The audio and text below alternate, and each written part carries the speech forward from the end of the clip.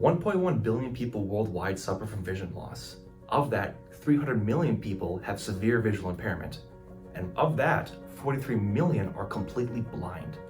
These people may find it difficult or impossible to do things that you or I might find mundane or trivial. Things like jogging, going across the street, or even bicycling. Visual impairment aids do exist, but they typically require the user to use their hands, and they can only alert them of objects within their immediate vicinity. They have no way of knowing what objects may be meters away or coming up from behind them. That's why we set out to create an aid that was totally hands-free and could alert the user of potential hazards that were meters away and from all directions. Introducing the REMI, one of the world's first totally hands-free visual aid devices. The REMI stands for the Real-Time Hazard Evaluation and Mitigation Instrument. Some background on what a LiDAR is. LiDAR stands for Light Detection and Ranging.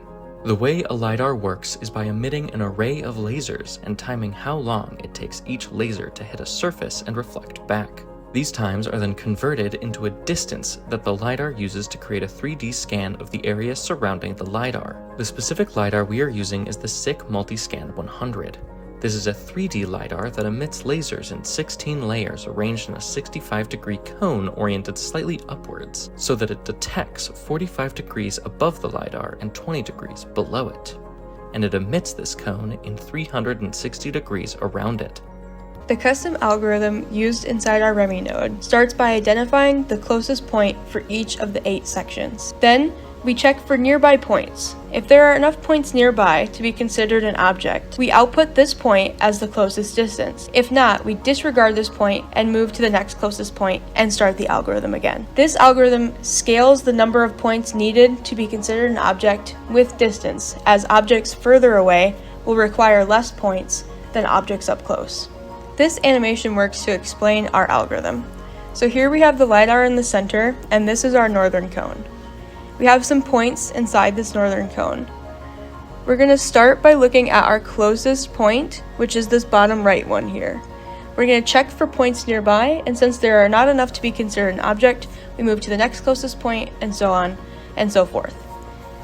When we get to the husky up at the top, there are enough points nearby to be considered an object. So this is the closest distance that will be returned for this northern cone. Once we've determined the range to nearby objects, we alert the wearer by applying a linear force to the user's head through the use of 8 custom actuators on the helmet.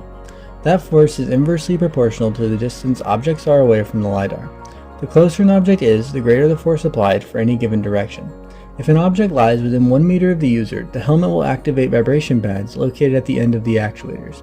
This is an identifiable signal that alerts the wearer of hazards within their immediate vicinity, allowing them to either react or to stop and evaluate their surroundings. The helmet is utilizing an NVIDIA Jetson Nano running a robotics operating system. ROS was chosen for our project because of its compatibility with the Multiscan 100 LiDAR, as well as the simplicity it offers for transferring data between processes. ROS allows for the creation of multiple nodes, with each being able to publish or subscribe to any number of topics. For our implementation, we split the point cloud processing into 3 separate nodes. The LiDAR node was included in Multiscan's software package and simply takes in the sensor's data and publishes the point cloud. The REMI node was entirely written by the team and handles the bulk of the point cloud processing and object detection. It subscribes to the point cloud and after processing, publishes an array of 8 distance values correlating to each direction. Lastly, the servo node takes those 8 distance values and sets the vibration and servo motors accordingly.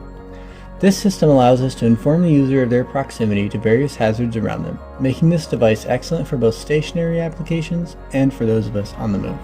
After conducting power testing for our system, we determined that our system's maximum operating power was just under 4 to 3 watts. Now that's a lot of power. In order to power the system, we opted to use a 3S lithium polymer battery rated at 11.1 volts output and 8,000 milliamp hour storage capacity. With this battery, we can confidently power our system for upwards of 2 hours. However, under normal operating conditions, we can achieve upwards of 4 to 5 hours. Since our battery's output voltage is 11.1 volts and our LiDAR's input voltage is between 9 volt and 30 volt DC, we can power our LiDAR directly from our 11-volt supply. However, critical components and electronics on our system, including the Jetson, the servos, the vibration pads, and the PDM controller, require a 5-volt input. Thus, we need to implement 2 buck converters in parallel to supply the necessary power at 5 volts for our system to operate.